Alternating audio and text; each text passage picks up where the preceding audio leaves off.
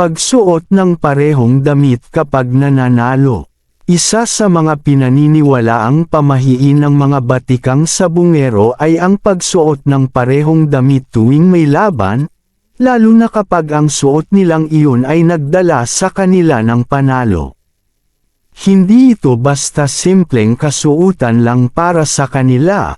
Ang damit ay nagiging animoy lucky charm na pinaniniwalaang may dalang swerte.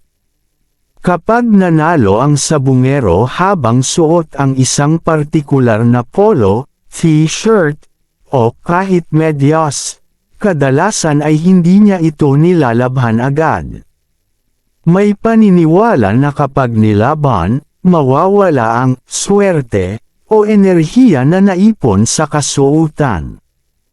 Ang damit ay parang sumisipsip ng tagumpay, kaya't inuulit itong isuot sa susunod na laban. May ilan pa nga na kahit amoy pawis na ito o may mantsa na mula sa huling laban, ay hindi pa rin ito pinapalitan.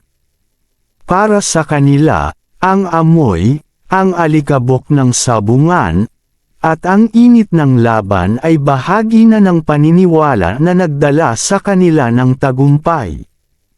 Parang may paniniwala silang, huwag mong babaguhin ang formula kung epektibo ito. Sa ibang kaso, kung sa isang laban ay nanalo sila ng sunod-sunod habang suot ang damit na iyon, sinisimulan na nila itong ituring na swerte sa katawan.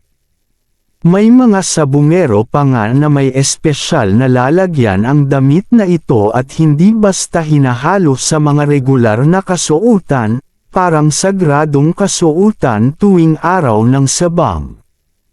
Kapag dumating ang panahon na natalo na sila habang suot ang naturang damit, saka lang nila ito huhuberan sa tradisyon ng pagpapalitan ng kapalaran.